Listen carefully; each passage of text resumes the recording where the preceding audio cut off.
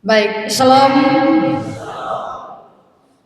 Saya bersyukur hari ini ada pertukaran. Walaupun sebagai pendeta, ya saya di jemaat yang tidak ada jaringan. Hari Senin baru saya tahu, jadi di Gokong pasti hari ini agak sedikit kaget kalau ada pertukaran.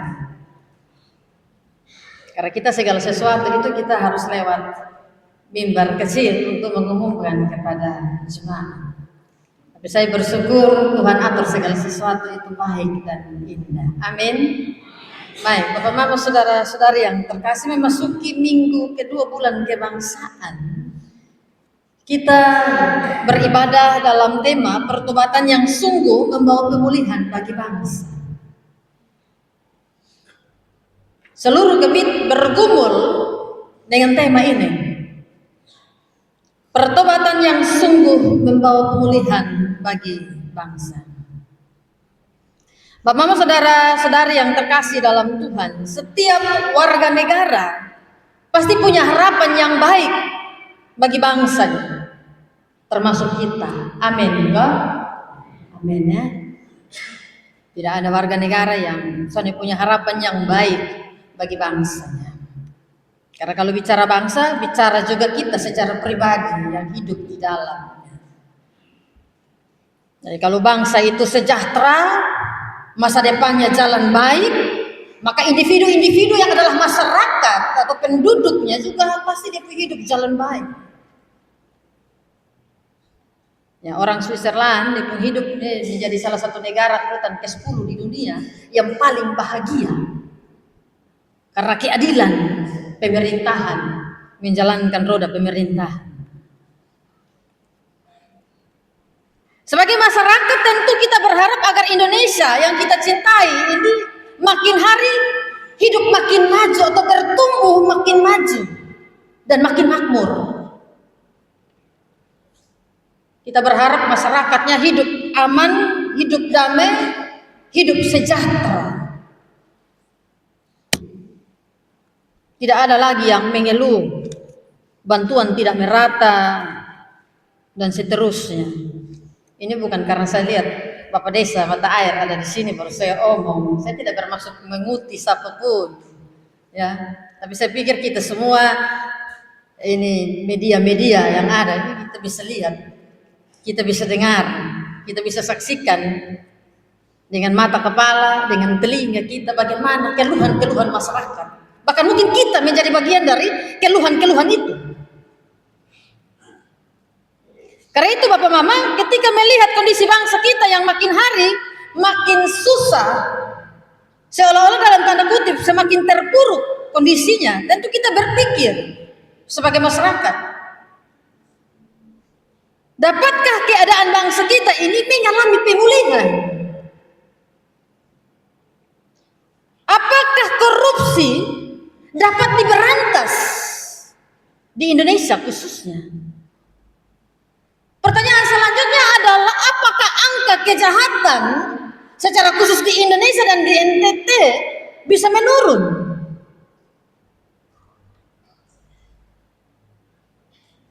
Ataukah semakin meningkat? Saya salah satu jemaat yang punya kemitraan dengan Mission 21 Sinode Gemit. Ada beberapa kegiatan di dalamnya, termasuk kita membentuk satpel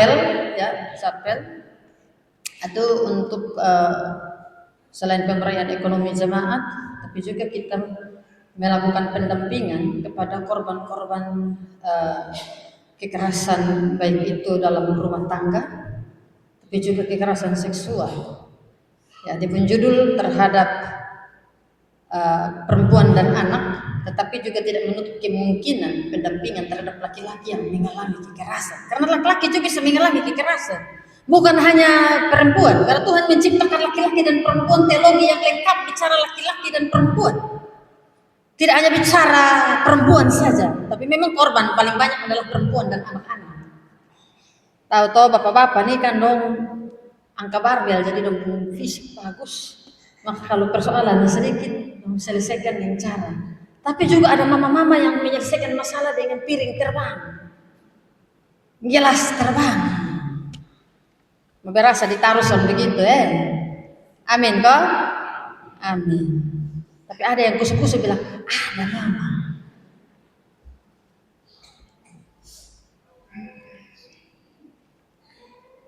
Apakah bangsa ini masih bisa membawa masyarakatnya pada kesejahteraan hidup atau tidak? Kitab Yunus pasal 3 ayat 1 sampai 10 mengajak kita untuk berefleksi dan menemukan jawaban-jawaban atas berbagai pertanyaan-pertanyaan tadi.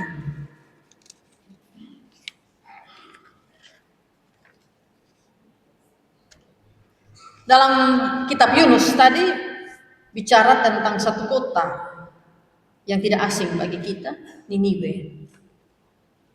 Niniwe merupakan satu kota besar yang terletak di sebelah utara kota Baghdad saat ini. Dulu disebut Mesopotamia atau pernah jadi ibu kota Asyur. Niniwe ini dulu ibu kota Asyur atau yang disebut atau yang dikenal juga dengan sebutan Assyria. Bangsa penyembah dewa-dewi kesuburan yang juga dikenal sebagai bangsa yang kuat namun kejam. Dalam kitab Nahum pasal 3 di sana menyebutkan bahwa Niniwe adalah bangsa yang haus darah. Kita bisa bayangkan, ini kalau bangsa yang masyarakatnya haus darah, bagaimana kondisi kota itu? Nyamuk gigit kotong saja, kita sudah buru-buru cari baygon. Merantas, ini menghadapi manusia haus darah. Mereka selain gemar berperang, mereka juga terbiasa hidup dalam kekerasan. Kekerasan menjadi budaya, kekerasan menjadi identitas mereka.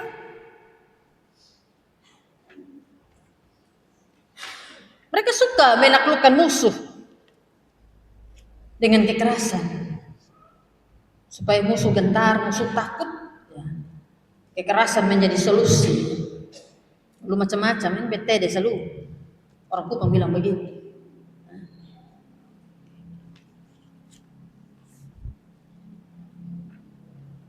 Jadi mereka menghadapi musuh dan kekerasan itu mereka tidak segan-segan mutilasi. Orang yang membangkit, orang yang melawan.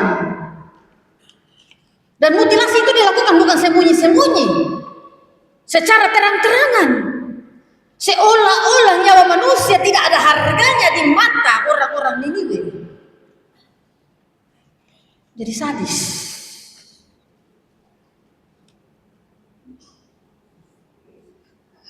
Bangsa Israel melihat Niniwe sebagai musuh. Oleh karena itu wajar kalau Yunus menolak pergi ke Niniwe dalam panggilan yang pertama untuk menyampaikan peringatan Tuhan melalui firman-Nya kepada bangsa itu. Yunus berpikir bahwa orang-orang Niniwe sebagai orang-orang yang sadis, orang-orang yang jahat, karena kejahatan mereka, karena kesadisan mereka, karena kebrutalan mereka, wajar, pantas, layak bangsa ini menerima hukuman atas segala kejahatan yang mereka lakukan kepada sesama manusia. Dia menolak untuk mereka berubah. Dia menolak untuk mereka diselamatkan. Bapak secara pengetahuan, orang-orang Niniwe atau bangsa Niniwe ini mereka sangat maju. Namun dalam kemajuan itu mereka penuh dengan korupsi. Memang kalau ketemu bicara korupsi ini sesuatu momok yang memang sulit. Ya, bukan hanya di kantor, bahkan di gereja juga bisa. Ya, di gereja juga bisa.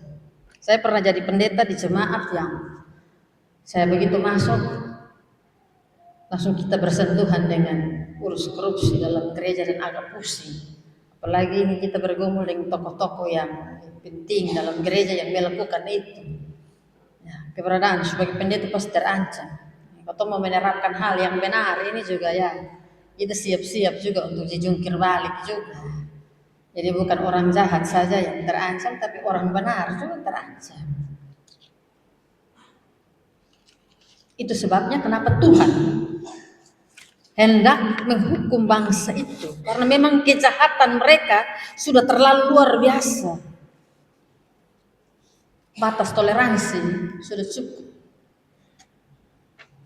Dalam banyak hal mereka mengalami kemajuan, tapi sekaligus pada sisi yang lain mereka mengalami yang namanya kemunduran moral dan spiritual.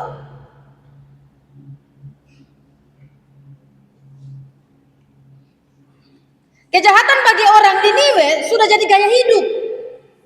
Ini kalau kita bayangkan, kalau kejahatan sudah gak jadi gaya hidup.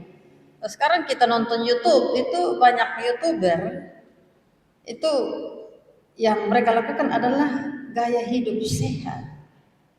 Gemit bilang gaya hidup sederhana, ogah hari. Ya. Dulu Pak Victor bilang apa? Bagian hidup sederhana tapi sehat, makan apa? Marungga. Ya, makan marungga. Ya. Tapi ini beda. Kekerasan, kejahatan menjadi gaya hidup orang ini. Ini gaya hidup. Bagi mereka kekerasan, pembunuhan, korupsi, dan kejahatan-kejahatan lainnya itu hal yang biasa. Karena gaya hidup itu hal yang biasa, bukan lagi sesuatu yang luar biasa. Nah Bapak Mama, kalau kejahatan sudah menjadi gaya hidup, kejahatan kalau sudah menjadi gaya hidup, dia akan sulit untuk kita lenyapkan, akan sulit untuk kita hapus, akan sulit untuk kita tumpaskan. Terutama ketika para pelaku kejahatan ini menganggap segala sesuatu yang ia lakukan, kejahatan dan dosa itu sebagai hal yang wajar. Kalau kita anggap dosa itu hal yang wajar, manusiawi, atau bukan malaikat, kalau kita pakai pernyataan itu kita bukan malaikat, beta bukan malaikat, maka bahaya. Bahaya karena kejahatan sulit untuk kita reda, maka dia akan semakin menjadi-jadi. Dalam rumah ini kalau anak-anak anggap melawan orang tua, sambung mulut dengan orang tua itu hal biasa, maka dia akan terus menjadi identitas anak itu. Kalau kotong sudah cegat dari sekarang, ya. Kalau kita tidak cegat dari sekarang, karena itu pendidikan itu dalam keluarga itu pada setiap anggotanya itu mulai dari dini. Jangan tunggu kode besar datang ya. Saya suka pakai ilustrasi bambu. Bambu itu kalau mau bentuk dia, kalau saya suka lihat orang Jogja itu dia bikin sepeda dari bambu. Bagaimana roda dari bambu? Bambu kan permisi dia tumbuhnya lurus. Bagaimana dia bisa bulat? Supaya dia bisa bulat, bambu itu dibentuk dari masih muda. Begitu juga kotong manusia, bentukan itu masih dini. Jangan tunggu kau desa tua bangka, orang kau panggilan desa tua ganggok baru kau mau bentuk saja, lu terlambat, patah. Itu orang kupang bahasa kasar bilang, lu omong sampai fafudek jodia andiasa. Dari dulu sampai Maranatha jodia andiasa. Jadi kejahatan akan sulit ditumpas apabila pelakunya menganggap itu sebagai hal yang wajar. Karena itu tidak heran saat ini selingkuh, korupsi, bully, hina orang, kolusi, nepotisme, pungli, penipuan makin hari makin merajalela. Karena orang menganggap itu sebagai sesuatu yang lumrah untuk dilakukan, bukan sesuatu yang aneh. Orang tidak lagi pandang Tuhan.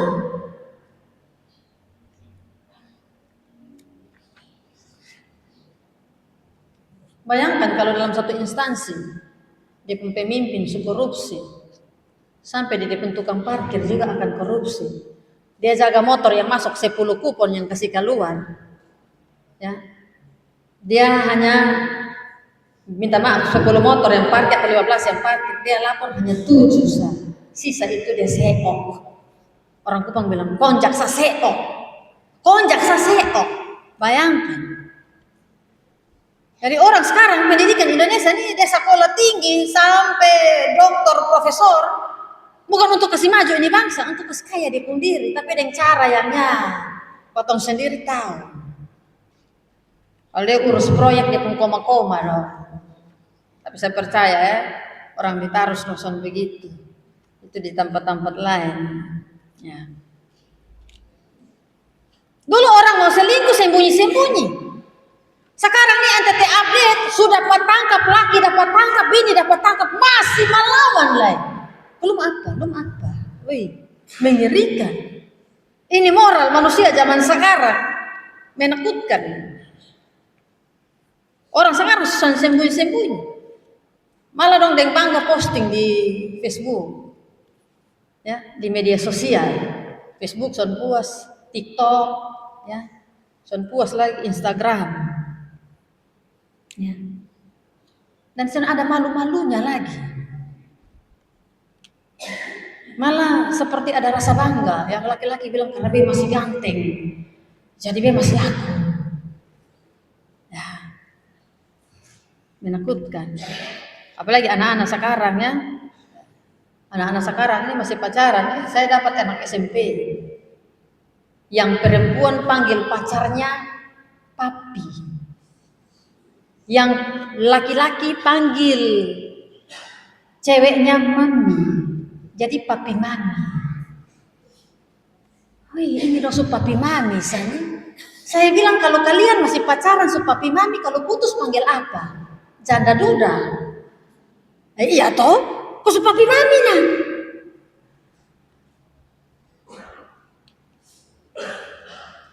Orang akan menganggap oh ini kejahatan, bukan hanya beta saya yang bikin, pusing amat.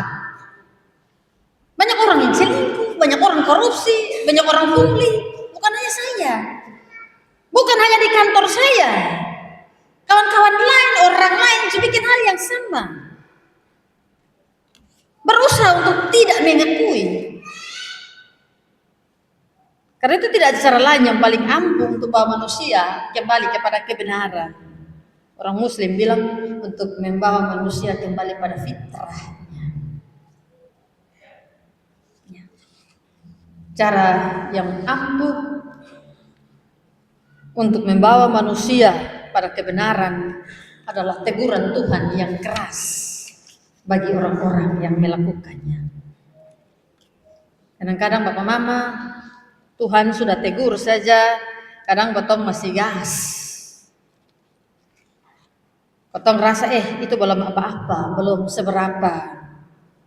Apalagi kalau Tuhan tidak tegur, yang ada makin menjadi-jadi. Nah, dengan angka dan tingkat kejahatan yang sangat tinggi dan brutal, maka Yunus Tuhan utus untuk menyampaikan peringatan keras kepada orang-orang dunia bahwa 40 hari lagi Tuhan akan menghancurkan bangsa itu. Di ayat 4 bagian B. Sebuah khotbah yang singkat, sebuah pesan atau peringatan yang sangat pendek, tapi mampu menggetarkan satu bangsa yang besar dan kejam sekelas Niniwe. Orang-orang yang sadis, mutilasi secara umum, melakukan kejahatan tidak sembunyi-sembunyi. Tapi begitu peringatan Tuhan disampaikan kepada mereka, mereka menjadi orang-orang yang gentar.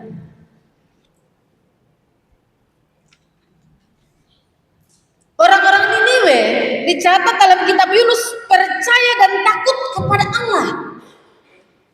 Ini satu yang luar biasa, Bapak Mama. Mungkin kalau kita bikin sensus, banyak di antara kita yang rajin gereja. Tapi apakah yang ketong rajin gereja ini jamin ketong takut Tuhan?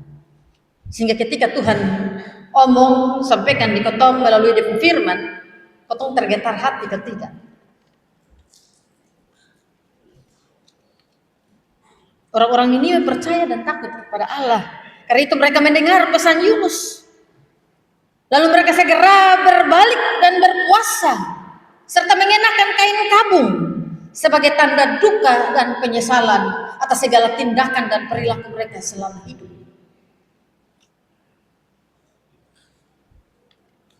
Ini bukan sesuatu yang biasa ditemukan dalam diri banyak orang, tapi ini sesuatu yang langka. Oh mama, ini pelaku kejahatan kelas kakap. Tapi begitu dengar firman, dengar khotbah, kesadarannya itu bangkit luar biasa. Tidak bertobat main-main. Bahkan dikatakan bahwa raja sendiri turun dari tahta. Ini raja, orang nomor 1 yang identik dengan otoritas kekuasaan, identik dengan kebesaran, kemegahan. Tapi raja rela meninggalkan segala kebesaran, rela meninggalkan jabatan,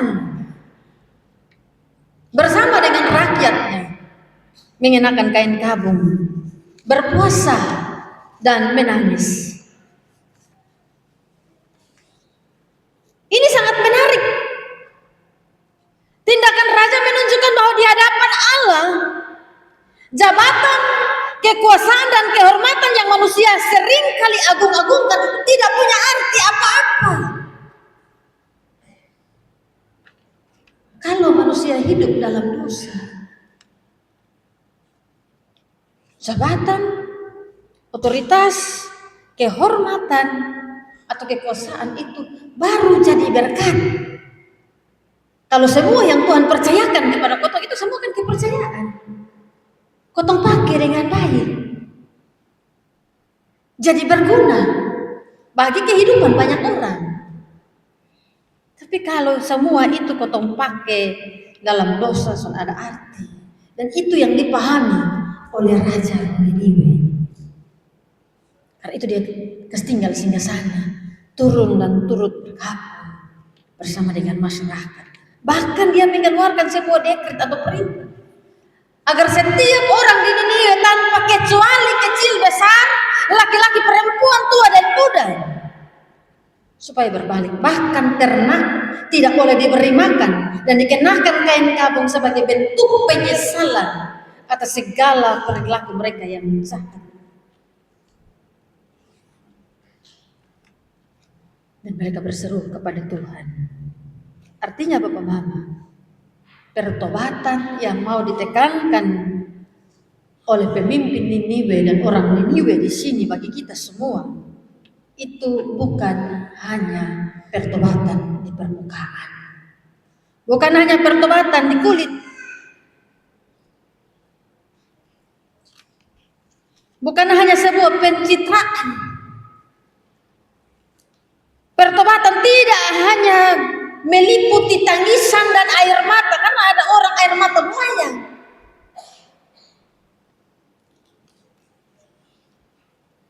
Pertobatan tidak hanya berhenti pada penyesalan sesaat.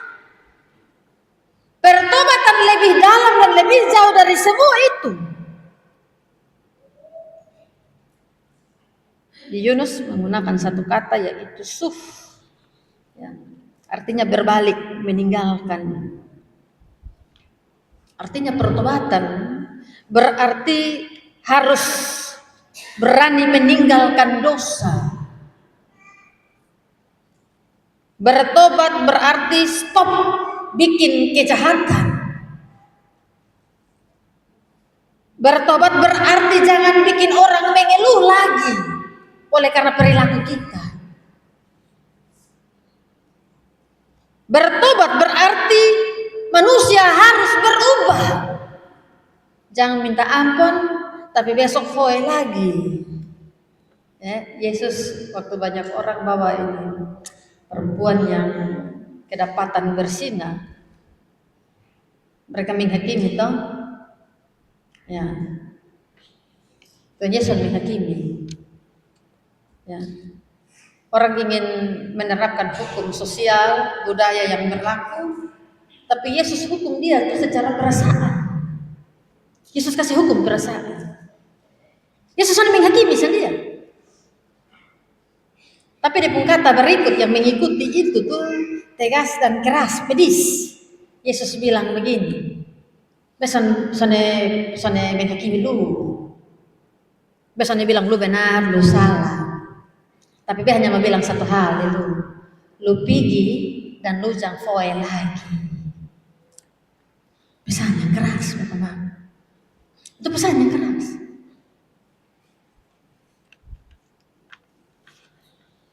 Rasul Paulus menggambarkan pertobatan itu sebagai hidup baru. Jadi manusia baru. Kasih tinggal segala kedagingan dan ini yang berat. Manusia sulit bertobat ini karena ini sudah berat. Menerapkan satu kebiasaan yang benar dalam kehidupan itu bukan hal yang mudah. Kita manusia ini kita cenderung membenarkan kebiasaan, bukan membiasakan yang benar.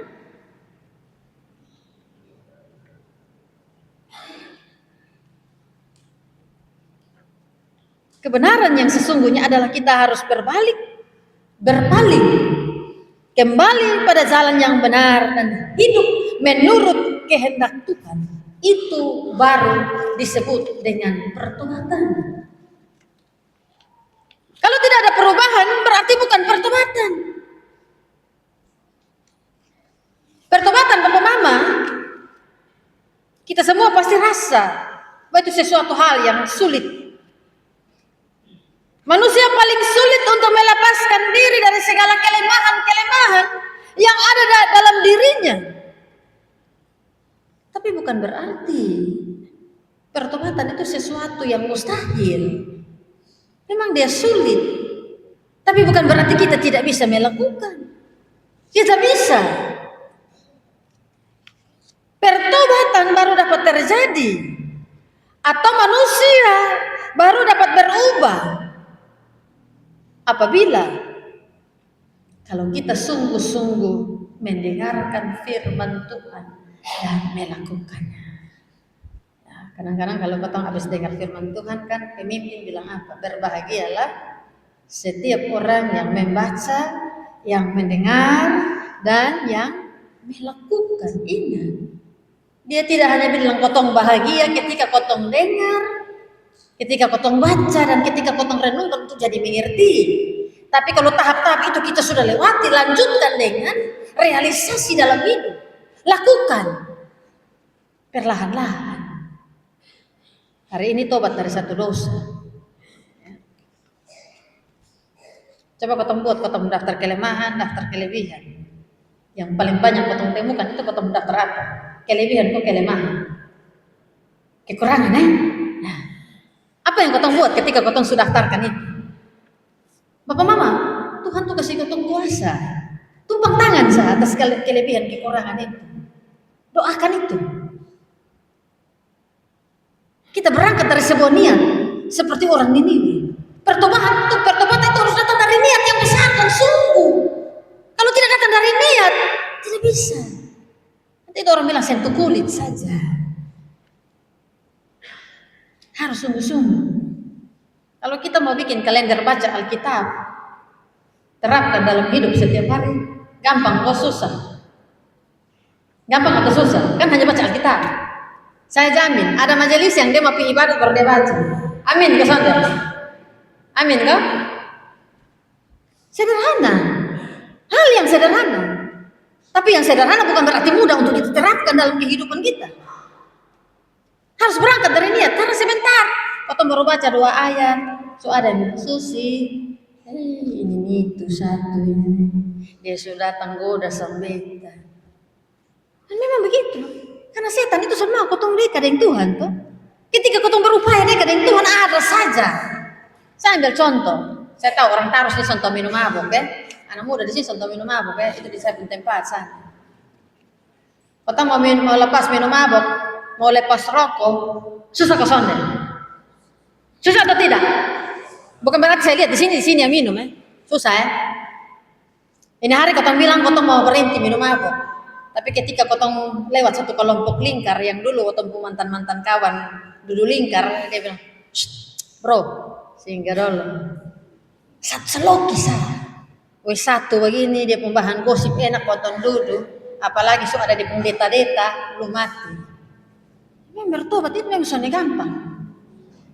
Tidak gampang. Tapi bukan berarti mustahil. Bisa.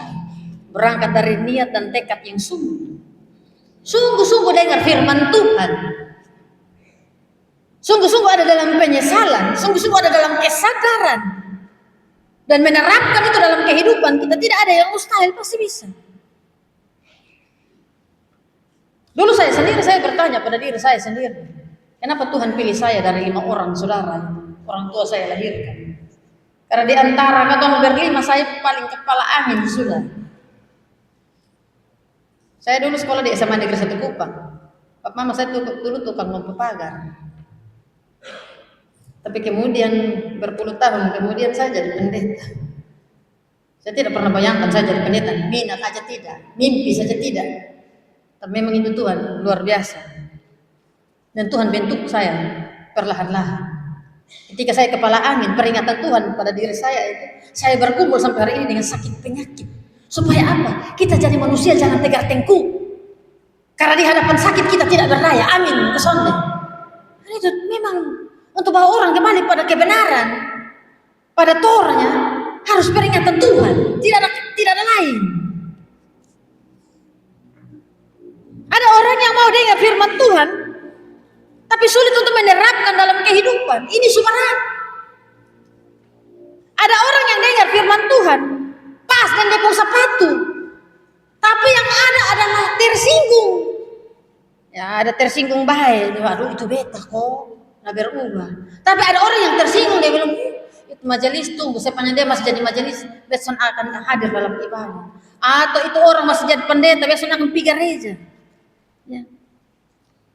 Karena itu pendeta kalau mau buka mulut juga sekarang dia harus waspada karena dia tidak memperhatikan perasaan Tuhan, tapi dia harus memperhatikan perasaan manusia.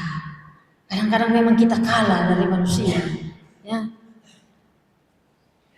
Karena ini roh ketersinggungan ini. Apalagi kalau dia kasih sumbangan, kau usahakan bagaimana cara untuk tidak bikin tersinggung. Ya. Saya pernah diancam di jemaah. Ibu sudah bikin surat gereja.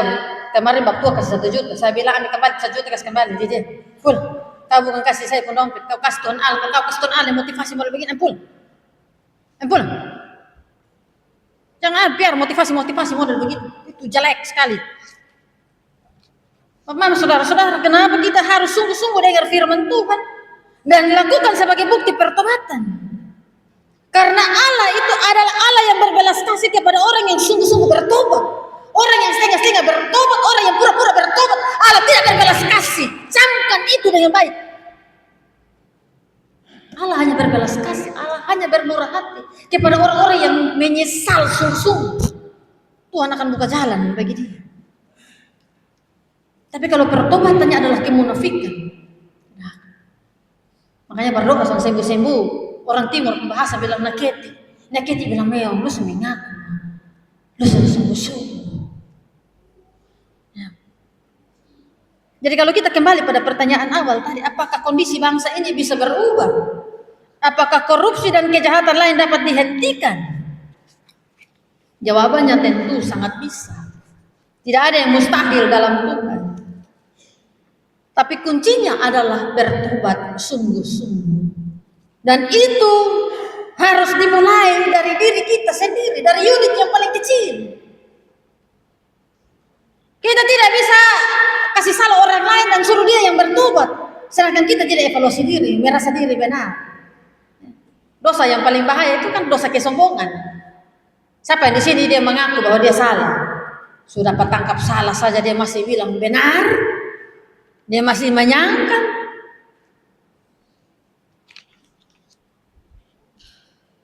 Jadi pertobatan itu harus diawali dari diri kita masing-masing. Jangan jadi warga masyarakat yang hanya menyalahkan pemerintah, tuding pemerintah, tulis yang jahat tentang pemerintah, tapi lupa evaluasi diri kita masing-masing. Kalau pemimpin kita mengecewakan, bukan berarti kita harus ganti pemimpin, karena itu bukan solusi yang tepat. Ganti pemimpin yang baru ini kadang-kadang dia hanya bagus di awal. Ya. Awal muncul Pak Purbaya ini kan Waktu pun taring semua ya. Sekarang dia tenang, maksudnya. Tenang. Sistem Indonesia ini mau tangkis. Tapi bukan berarti tidak bisa berubah. Jadi solusi kalau pemimpin mengecewakan, bukan berarti pemimpinnya yang harus diganti. Karena siapapun yang memimpin, kalau dia memimpin tanpa rasa takut akan Tuhan, baik itu pemimpin masyarakat, pemimpin jemaat, pemimpin keluarga, kalau dia pimpin tanpa pertobatan, sama saja siapapun itu. Ya. Karena itu pentingnya kesadaran setiap orang untuk berubah jadi orang benar. Karena kalau orang benar yang naik jadi pemimpin di aras manapun, kalau seorang bapak memimpin keluarganya dengan benar, istri sudah bikin ulah di luar sana, anak-anak juga tidak meresahkan secara sosial. Karena tahu dia pun pemimpin orang benar. Bukan hanya sekedar baik bukan hanya baik. Baik itu beda dengan benar.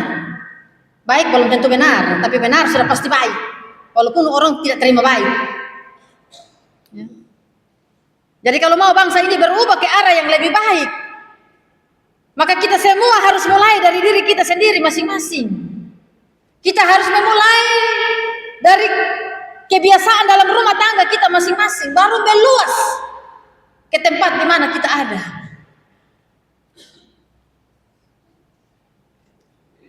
Ya. Ada firman Tuhan toh yang bilang, hai bapak-bapak, jangan buat tubuh anak-anak dong marah kalau keluar rumah, ya toh. Kalau kotong dalam rumah, kotong mengecewakan anak-anak, buat dong marah, dong keluar dalam keadaan psikologis yang bagus, dong akan bikin ulah di luar sana. Dampak yang malu siapa? Kita.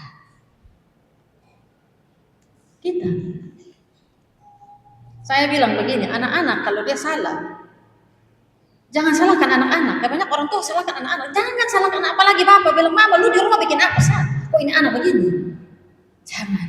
Itu budaya Taman Eden, itu kestingan. Kotong semua rame-rame evaluasi diri. Anak kalau salah berarti dia salah didik dari orang tua. Harus kembali pada dia guru yang paling pertama dan yang paling utama dalam rumah. Tapi kalau dalam rumah beres, betul-betul semua berpulang kepada Tuhan dengan sungguh percaya mama. Mau seperti apapun keadaan dunia, pasti kita hadir di mana kita bawa baik, kita bawa kebenaran, kita jadi berkat.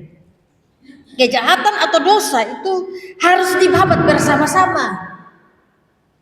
Seperti di Niniwe, dari masyarakat sampai pemerintah tidak bisa hanya 1-2 orang. Dosa itu tidak bisa diberantas hanya 1-2 orang. Semua kita harus rame-rame. Kalau mau berantas korupsi, ketong semua harus rame-rame berantas korupsi. Jangan sampai rakyat hanya batarea demo, tapi pemerintah dia bikin fine-fine saja, bahkan dia bikin undang-undang yang lunak bagi para koruptor. Orang bilang apa? Indonesia ini negara paling aman. Bahkan saking amannya, koruptor hidup aman dan damai. Kemajuan bangsa ini bukan ada di tangan presiden. Kemajuan bangsa ini Bapak Mama ada di tangan banyak orang. Pemerintah, tapi juga masyarakat.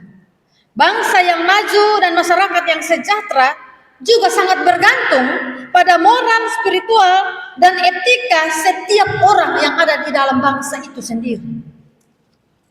Tadi itu mari kita pulang, kita terapkan itu dalam hidup semua. Tuhan menolong dan memberkati kita dengan firman-Nya. Amin.